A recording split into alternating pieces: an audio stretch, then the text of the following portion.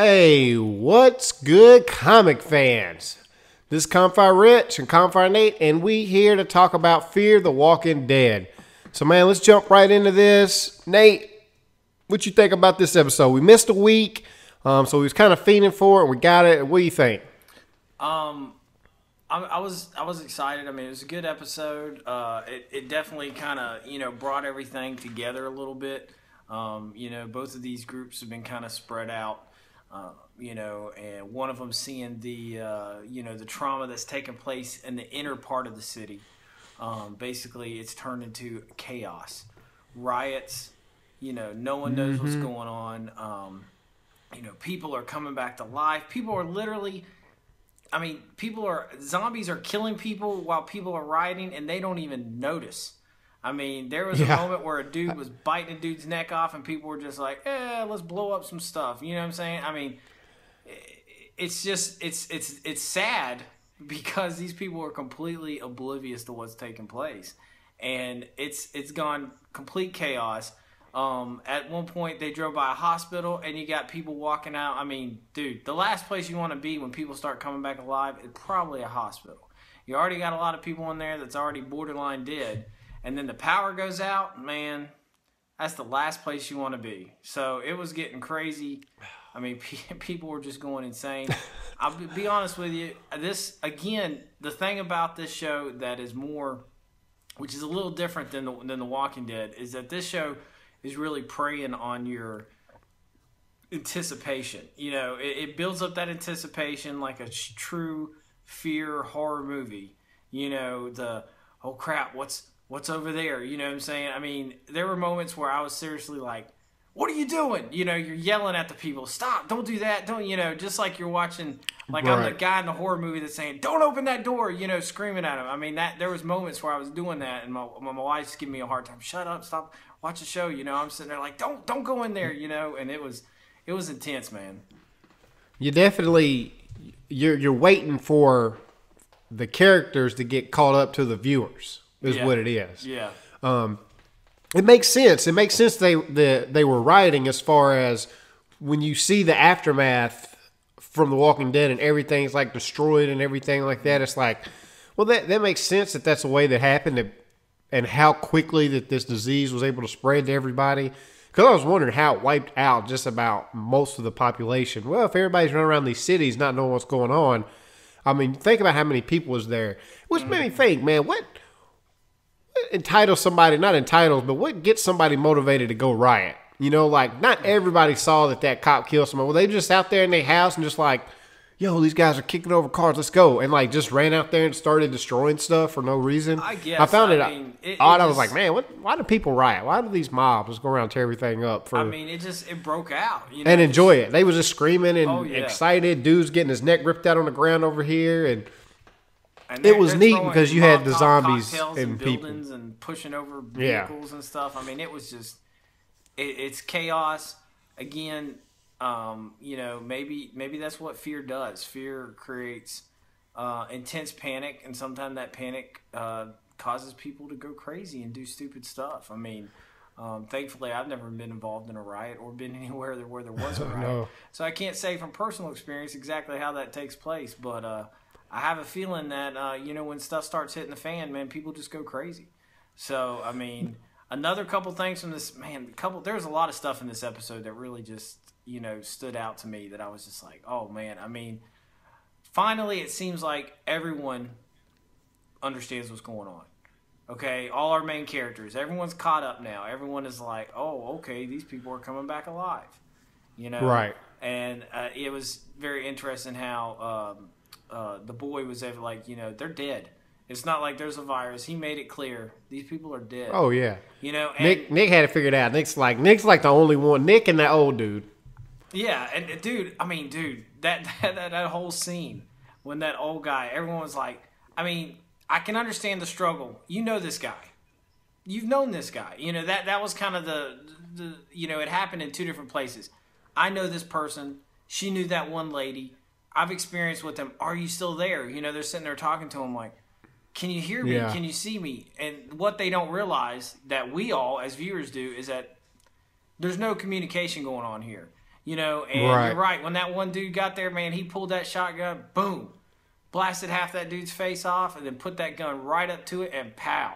And boy, that was graphic, and that was exciting. Because I mean, we start. It feels like Walking Dead now. It don't feel like some teenage mom and dad drama that's taking place in the middle of a zombie apocalypse. So that dude knows what he's talking about, man. That old guy, I can't tell you his name off the top of my head, but boy, I tell you what, he definitely seems like he is. He's a step ahead. We're going to call him Mr. Salazar right now. I know that's his last name. I don't know his first name, but that's Mr.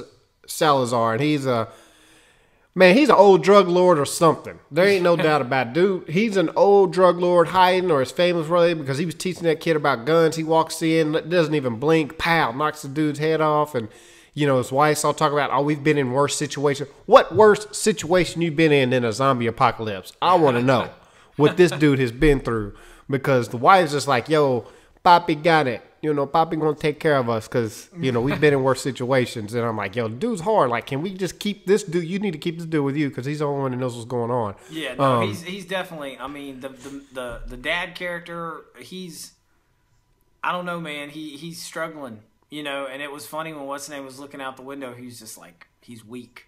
You know, I mean, I feel like building him up, getting him to that point where he starts to get hard is what this is kind of going to have to be. You know, this is going to be I think you're probably right. You know, it's so hard. It is so hard and near impossible to watch this and not, you know, relate it to, you know, Walking Dead and stuff. And I'm still trying to figure out, for me, like, which character am I going to like the most? Which character do I want to follow? Travis right now, he ain't on it for me. He ain't hitting on nothing. He's like, you know how I feel about guns, and I'm like, oh, brother, that's gonna change. That old dude's like, you better get over them guns. That old dude was like, the guns don't care how you feel about them.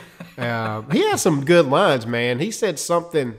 Probably my favorite line in there. They was like, yo, they're good people, and he stopped. He was like, good people are the first to die. Yeah, man. I was like, yo, dude, he already know. Like, it was like he was on it, man. I mean, you're right. Like, right now, he's the bad dude that knows what's going on. You know what I'm saying? Mr. Salazar right now on the alpha chart, he's the alpha. Even though him and Travis are playing, you know, whose dick is bigger contest. Right now, Mr. Salazar is got the bigger one. He knows what's going down. You know, and that was the funny thing. I was joking with my wife when the two of them, they kept like, you know, like, I'm just like, man, you guys need to go outside and just fight it out. Get over it, because all this whole male macho, you know, I know what's going on more than you do. Oh, no, you don't. You know, I'm like, dude, we ain't got time for this crap. You know, that's the whole thing. I'm sitting there thinking, we don't have time for you two to have this macho who's in charge freaking bull crap. Get over it and get to figuring this stuff out. You know, it is just, I know it's going to happen, but those are the moments where I get irritated, where I'm just like, what are you doing? And yeah, I mean, you waiting for it. Yeah, and then like when the girl went back to get the bullets, and he sent her back, and I'm just like, no, don't do that. You know, I'm like, why would you go back over there? There was a lot. Like, my wife was in there. They had that flashlight on. They're shining it all over the place, and like that's what I was talking about as far as them catching up to the audience. I was just like, what do you? Shut the light off. Quit drawing attention to yourself. You're gonna have zombies come to you. Why? They're all shining the light and making noise and everything. Let the dog in. It's barking. You know, and that's part of the build-up factor. Now you're all intense, like you know what's about to happen. It's just waiting for it to go down. And that was one thing I had a problem with. I didn't really have a problem on the fact that they had this big riot going on, and when Travis and them left that barbershop, their truck was perfect.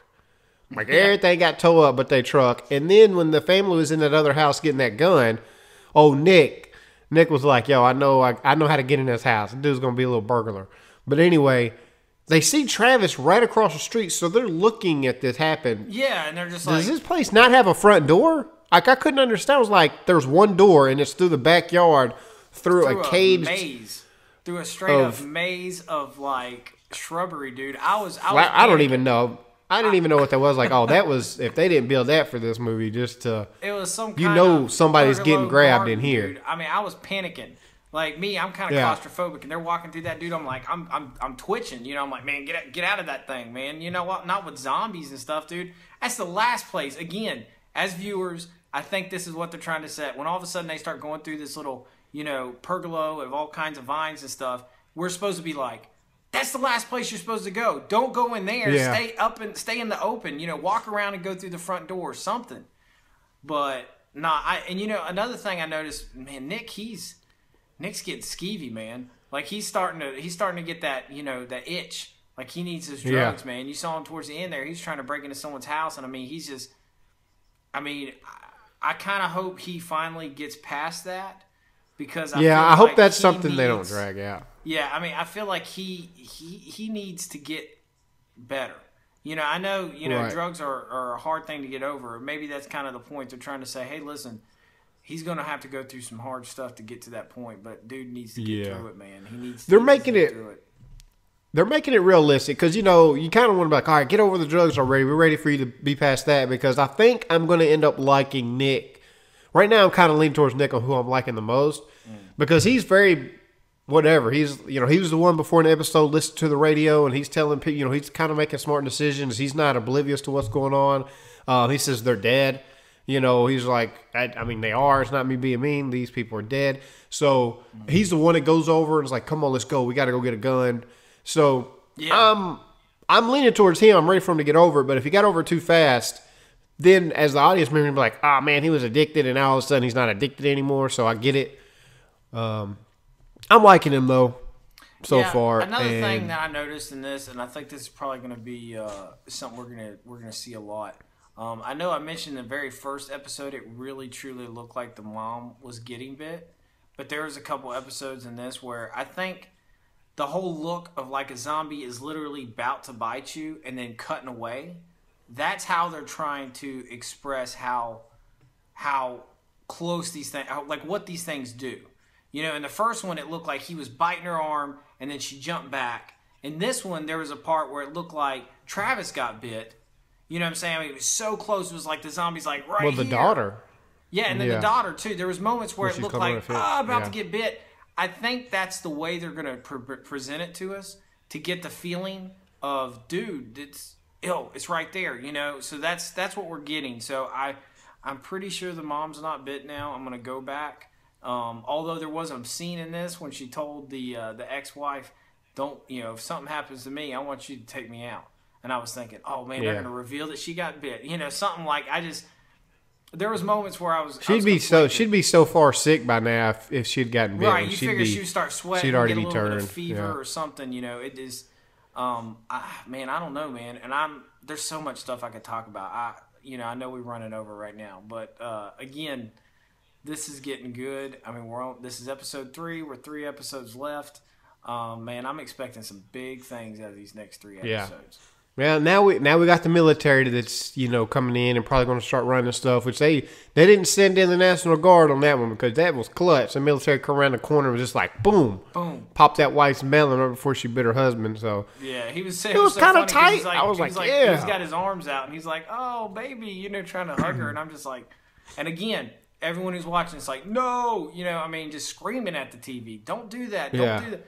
So if you get the audience that's excited, that's they're now at the point now. The military's in here. You've kind of established your first core group because I just watched The Walking Dead season 1 episode whatever the first couple, and it's funny seeing the cast and there's like literally just a handful of people left from that first one, like 3 from the first group. So we've got our first core group of people now. They've met up to the military. They've all been exposed to zombies. They all kind of understand what's going on now.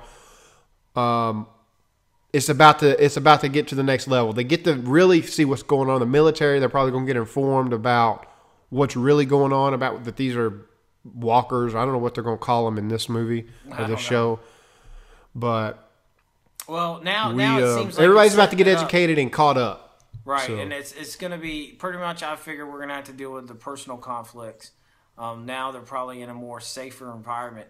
It's going to be about learning and getting over their personal conflicts to be able to deal with it. Yep. So it's getting good. Watch it. We love it. Yeah. Well, that's our spoiler talk for Fear of the Walking Dead episode 3. I hope y'all enjoyed it. Like, comment, subscribe, get down in the conversation, and let us know. What do y'all think? Are y'all enjoying this show? Are you anticipating every move that's going on because you're so much smarter than the characters in this movie as of right now? Until next time, people, we out. See ya.